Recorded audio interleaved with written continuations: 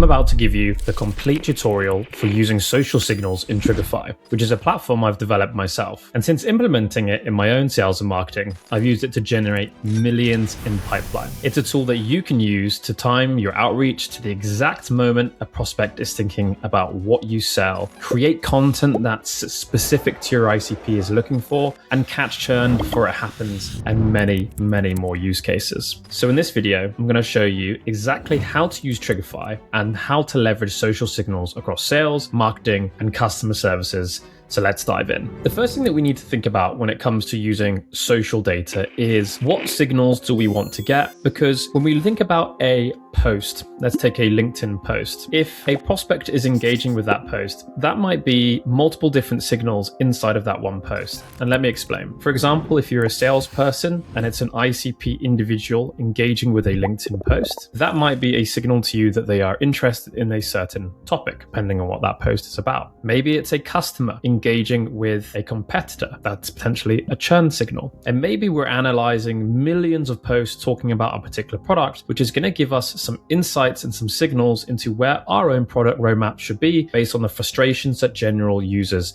are thinking and feeling. And so you can see here that actually there are multiple different lenses that we could apply into social data to pull out our own social analysis or our own social signals. So I'm going to show you exactly start to finish how we can set this up using Trigify's kind of custom workflow feature. First things first, we need to understand the bedrock of the data. The bedrock is essentially a place that we're going to go to create a social listening search. So we can monitor things across LinkedIn, X, Reddit, YouTube, Threads, Instagram, GitHub, Substack, and so much more to create the foundation of the analysis, which is going to give us that signals. So in this case, let's pretend that I am creating, or I work for a company that sells data enrichment, and I want to monitor anytime someone is perhaps frustrated about competitors such as Apollo or ZoomInfo or something like that. So the first thing that I'm going to do is I'm going to pick LinkedIn here, and I'm going to title this search name as Apollo. And I'm going to search for anytime someone is talking about Apollo and ZoomInfo. And so here we have now all of the searches coming in, anyone mentioning these particular keywords like Apollo, for example, inside of here. Now, what I might want to do is I might want to link this to something like data to make the searches a little bit more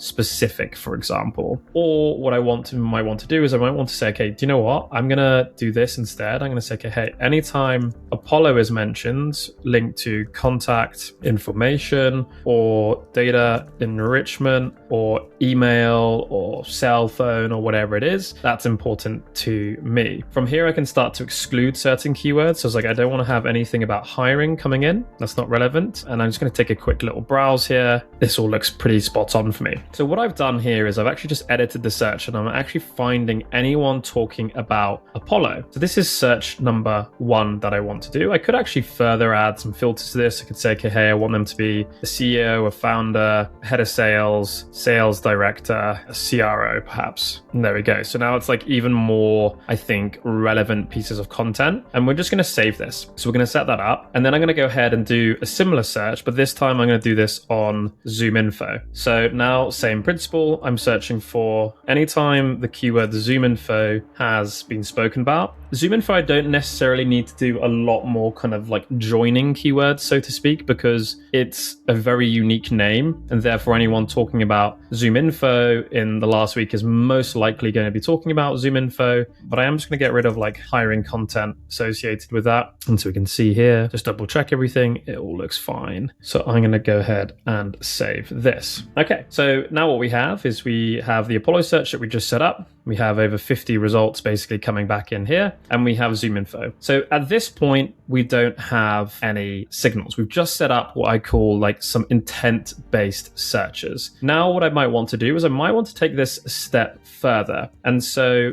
I might want to be like, okay, I want to track, for example, the CEO of ZoomInfo. So I'm going to go and grab his LinkedIn URL, and I'm going to set up another search, and I'm going to call this Henry ZoomInfo here. And I'll explain why I'm doing this in a moment. So simple, just chuck the post in there, validate that. There he is, set this up, and now I'm searching for that. So I've got 3 really good searches. I'm monitoring anytime someone's talking about Apollo, anytime someone's talking about ZoomInfo, And then anytime that Henry, who's the CEO of ZoomInfo, posts, I will grab that post coming in. So now we need to move on to phase 2, which is pulling the signals out of these searches, because like I said at the start, there's multiple different searches that we could, or signals that we could pull from each search within here. So we're going to go build some custom flows, and we're going to call this competitor ops. So Trigify basically allows you to custom create your own signals. So here I'm going to say, okay, I'm going to select the platform. We did some keyword searches, and it was these 2 searches that I set up. So what this is saying now is anytime these 2 posts or these 2 searches get any new posts coming in,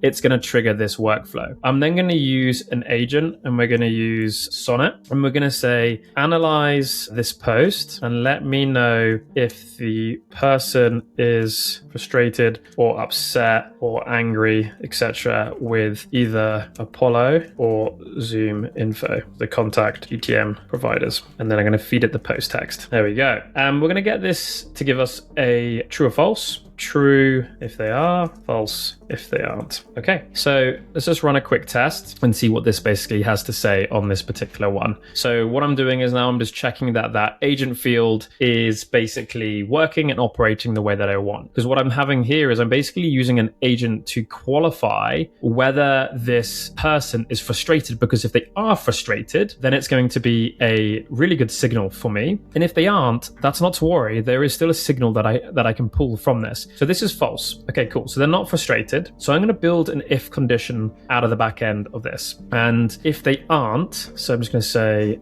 if the agent output equals false, contains false, then it's going to go down this route. And when we think about this, so they're not angry with ZoomInfo or frustrated or annoyed or anything like that. So therefore, I don't probably want to reach out to them. I mean, you could do, but they're not necessarily what I would deem as like a hot lead, because if they are frustrated, we want to reach out to them, right? We want to engage with them because we can have the opportunity of selling to them. And remember, we're doing this pretending I'm a competitor to ZoomInfo or Apollo. Now, if they aren't frustrated, then that's okay. If we look at the actual post that we did there, it's still people are engaging with topics around people talking about ZoomInfo and Apollo. So if that's the case, then I might want to reach out to them, because there might be some relevancy with people who are engaging with content around data contact providers. And I could reach out and saying, hey, like I can see, you're like looking in or interested in things such as ZoomInfo, blah, blah, blah. And you can kind of cross correlate the joinings there, and there'll be a slightly warmer lead for you. So what I'm basically going to say here is, let me type in this. If they're not, I want to go ahead and I want to grab the likes from the post. So you can say like, hey, I want to grab up to 1,000 people who are liking this post. Now, what that's going to do is that's going to go and grab all of them. So then what I need to do is I need to filter down across this data that the likes node is returning me. So basically what that says is out of the 1,000 people that have liked the post, it's now going to go through it one by one. So if we zoom in here, we can say for each item, what I want to then do is I want to run a person enrichment, and I'm going to add the LinkedIn or the URL of that person. And if I just scroll down, I want to find it on the looped data, which is here, the profile URL, add that in. So now I'm going to get their full kind of like information, which means from here, I could check to see if they are ICP. If they are ICP, I then obviously could send them into something like a HeyReach or something like that. So the first thing that I'm going to do now is off the back of this person enrichment, I'm going to say if this person enrichment, the job title contains, let's just say for the purpose of this, marketing, we'll just say that that is ICP. Then what I want it to do is I want to get the email. So if we type in email, we've got 2 different options. We've got Prospero, and we also have Surf. Surf has 6 providers inside of it, so it runs its own waterfall. So I'm going to use that one. And I'm going to go ahead and type in the URL and just make sure you're selecting the correct ones from the person enrichment. So there we go.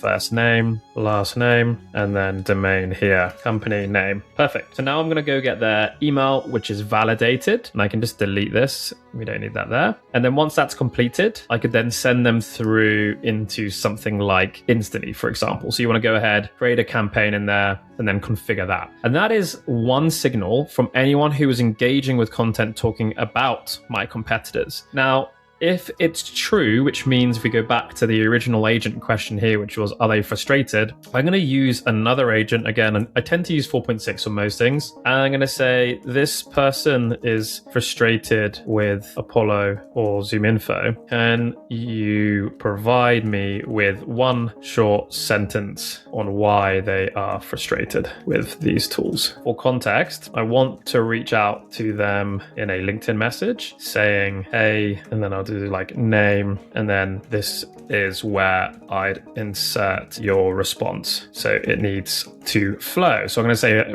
example would be, hey, name, I can see that, or I saw that you're a little frustrated with how Apollo customer service is working. Slow to reply. There we go. And that would be the example, right? And I probably would want to iterate on this a little bit. And I might just say, don't worry about the name. Just give me that one line short sentence, and then I'm going to add the post text. There we go. Perfect. And then hit save. And then from there, what I can do is a simple add them to like HeyReach, where I would build a campaign. I would add like a custom variable where I would send through the response from agent one, which I might just retitle to like frustration agent, for example. And by the way, you can add all your own API keys in here, so you can not get charged any credits. Configure your HeyReach campaign.